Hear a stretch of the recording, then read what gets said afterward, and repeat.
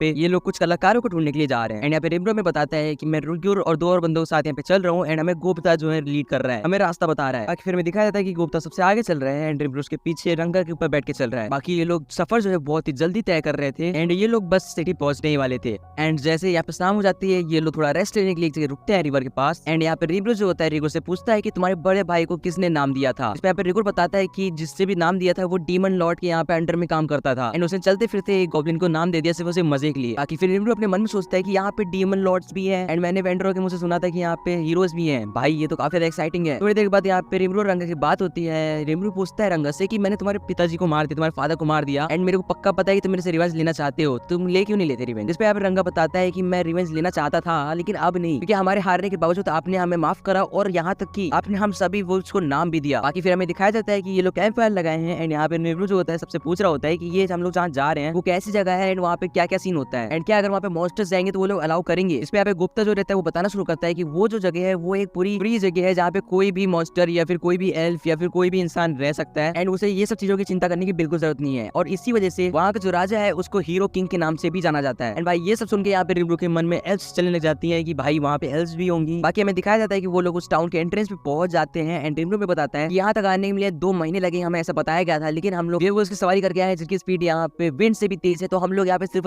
3 दिन में पहुंच गए। बाकी यहाँ पे रिम्ब्रो अभी भी एल्फ्स के बारे में सोच के शर्मा रहा होता है एंड वो बोल रहा था कि मैं काफी एक्साइटेड हूँ। यहाँ पे रिम्ब्रो बोलता है कि भाई मैं गुप्ता के साथ जा रहा हूँ एंड तुम लोग यहीं पे रुको, क्योंकि हम लोग अगर साथ में ग्रुप बना के चलेंगे अंदर तो भाई सारी की सारी टेंशन ग्रैब कर लेंगे हम लोग एंड जो कि अच्छा नहीं होगा। आगे फिर हमें दिखाया जाता है कि रिम्ब्रो और गुप्ता एक लाइन में लग गए हैं जो कि एंट्रेंस की लाइन थी एंड वो काफी ज्यादा लंबी थी एंड इसमें हम लोग मॉन्स्टर्स और ह्यूमंस दोनों को ही देख सकते हैं। थोड़ी देर के बाद यहाँ पे रिम्ब्रो और गुप्ता को परेशान करने 2 बंदे आ जाते हैं। वो बोलते हैं कि देखो वीकलिंग्स यहाँ पे आ गए हैं, वीकलिंग मॉन्स्टर्स आ गए हैं, तुम लोग यहाँ क्या काम है। इसके गुप्ता बताना शुरू करता है कि ये हमेशा होता है हम वीक मॉन्स्टर्स के साथ। मैं यहाँ पे जब भी आया हूँ मेरे को किसी ना किसी ने इस तरह से जरूर से जरूर करा है, जिसे सुनकर रिम्ब्रो को बुरा भी लगता है बहुत ज्यादा। एंड भाई उनमें से एक जो यहाँ पे परेशान करने वाला बंदा होता है वो बोलता है कि देखो एक बोलने वाला स्लाइम अगर इसको बेच दिया ना तो बहुत मुनाफा होगा। अब भाई यहाँ पे पानी जो था वो सर से ऊपर निकल गया था एंड रिम्ब्रो यहाँ पे गुप्ता बोलता है कि अपनी आंखें और कान बंद कर लो, अब जो भी होने वाला है वो तुम हैंडल नहीं कर पाओगे। एंड गुप्ता ऐसा ही करता है एंड यहाँ पे रिम्ब्रो सबको वार्न करता है कि देखो मैं एक बहुत ही अच्छा स्लाइम हूँ, मैं नहीं चाहता कि तुम्हें हर्ट हो, इसलिए अच्छा होगा कि इससे पहले मैं स्टेप उठाऊं तुम सब पीछे हट जाओ। इस पे वो लोग गुस्सा हो जाते हैं एंड बोलते हैं कि तुम एक वीक स्लाइम हमको यहाँ पे चेतावनी दे रहे हो, तुम्हें शायद पता नहीं अगर मेरी चुटक गई ना तो तुम्हारी ऐसी तैसी हो जाएगी। एंड भाई स्लाइम यहाँ पे जो होता है यहाँ पे टेम्पेस्ट ऑफ वुल्फ का यहाँ पे फॉर्म ले लेता है जो कि काफी ज्यादा बड़ा होता है एंड इसको देख के ये लोग थोड़े से डरते तो है लेकिन हिम्मत रखते हुए बोलते हैं कि इसने सिर्फ उसी अपना शेप चेंज करा है, पावर तो इसकी अभी भी उतनी होगी। एंड वो अपने टीममेट से बोलते हैं कि आ जाओ इसकी ऐसी तैसी करते हैं एंड वो अपनी सारी पावर्स यूज करने लगते हैं, वाली वो मैजिक हो या फिर फिजिकल स्ट्रेंथ। एंड भाई रिम्ब्रो उसको ऐसे मजाक की तरह ले रहा था। फिर रिम्ब्रो बोलता है अब ये मेरी बारी है और वो मेन स्किल का यूज करके बहुत ही तेज दौड़ता है। भाई उसकी दहाड़ सुन के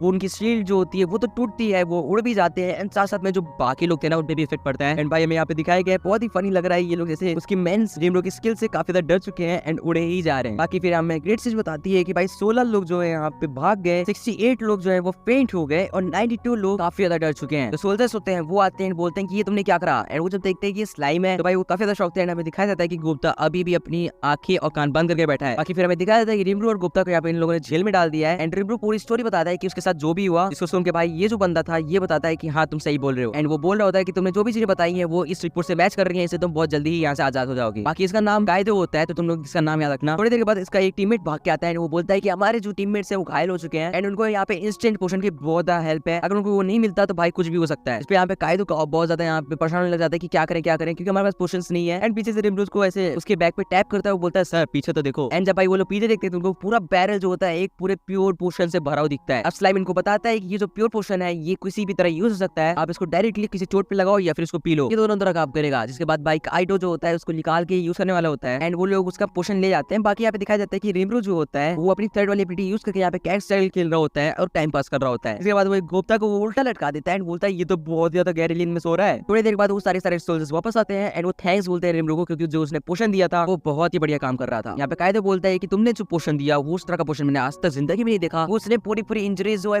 फुल्ली हील कर दी। बाकी यहाँ पे कायदो जो होता है रिम्ब्रो को यहाँ पे खाने के लिए इनवाइट करता है एंड पूछता है कि तुमने हमारी इतनी हेल्प कर दी एंड आप बताओ हम तुम्हारी हेल्प कैसे कर सकते हैं। इसमें रिम्ब्रो बताता है कि मेरे को ऐसा बंदा चाहिए जो कि काफी अच्छा स्वास्थ्यमित हो। इसके बाद भाई कायदो जो होता है उसको एक जगह ले आता है जो कि स्वास्थ्यमित की जगह होती है एंड वो बोलता है ब्रो तुम इधर को हो क्या। एंड वो लोग अंदर आ जाते हैं जहाँ पे हमें एक स्वास्थ्यमित दिखाया जाता है जो कि एक स्वॉर्ड बना रहा होता है एंड वो बोलता है और कायदो यहाँ पे कैसे आना हुआ। इसमें यहाँ पे कायदो बताता है कि इस लाइन ने हमारी बहुत हेल्प करी है, इसने प्योरेस्ट पोशन दिए जिसकी वजह से हमारे जो भाई हैं जो ब्रदर्स हैं वो हील हो पाए एंड वो अभी सही सलामत है। अब भाई ये सब सुनने के बाद काइसन जो होता है वो रिमरू का यहाँ पे शुक्रिया अदा करता है एंड बोलता है कि मैं तुम्हारी मदद कैसे कर सकता हूँ। इस पे यहाँ पे रिमरू अपनी थोड़ी बहुत डिमांड्स बताता है। थोड़ी बहुत डिमांड सुनने के बाद यहाँ पे काइजन बोलता है सॉरी बट मैं अभी तो नहीं कर सकता क्योंकि भाई मेरे ऊपर बहुत ही ज्यादा लोड हो रहा है इस टाइम। एंड वो बताना शुरू करता है कि वो जो अभी स्वॉर्ड बना रहा है वो काफी ज्यादा मुश्किल स्वॉर्ड है, उसके लिए एकदम फाइनेस्ट मटेरियल चाहिए होता है एंड अगर उसको सही से फोर्ज नहीं करा गया तो वो एकदम बेकार है। एंड वो बताता है कि मेरे को यहाँ पे बहुत ही मनोज किंग का यहाँ पे मिनिस्टर ने मेरे को ऑर्डर दिया है, मेरे को 20 स्वॉर्ड्स बनानी है, वो भी एक हफ्ते के अंदर। पहले तो ये सब चीजें इनकार कर रहा था लेकिन उस मनोज मिनिस्टर ने मेरे को बोला कि तुम अगर एक प्रोफेशनल स्वास्थ्यविद हो तो तुम्हारे लिए ये सब चीजें इजी होनी चाहिए। इसके बाद मैंने ये चैलेंज एक्सेप्ट कर लिया। अब यहाँ पे काइजन बताता है कि इसको जो मटेरियल चाहिए ना उसकी भी मेरे पास बहुत कमी है। अब ये लोग बताते हैं कि हम उसको करेक्ट करने ही गए थे लेकिन भाई वहाँ पे काफी ज्यादा भयानक मॉन्स्टर्स थे जिसकी वजह से हम लोग बहुत ज्यादा इंजर्ड हो गए थे एंड तुमने हमारी लाइफ बचाई। अब भाई ये बंदा बताना शुरू करता है कि अगर ऐसे ही चलता रहा तो मैं तो सारे शॉट्स नहीं बना पाऊंगा क्योंकि भाई 20 शॉट बनाने का मेरे पास मटेरियल नहीं है, साथ साथ में इसको एक हफ्ते के अंदर कंप्लीट करना है जो कि इम्पॉसिबल सी बात है। अब रिव्यू जो होता है वो अपने अंदर से यहाँ पे बहुत ही प्योरेस्ट क्रिस्टल निकाल के देते हैं जो कि मैजिकल होता है। अब भाई उसको देख के काइजन की आंखें यहाँ पे खुली रह जाती हैं क्योंकि उसने इतना प्योरेस्ट क्रिस्टल कभी नहीं देखा था एंड वो बोलता है ये तो मैजिकल क्रिस्टल है जो कि बहुत प्योर है। इस पे यहाँ पे रिव्यू बोलता है कि जरा ध्यान से देखो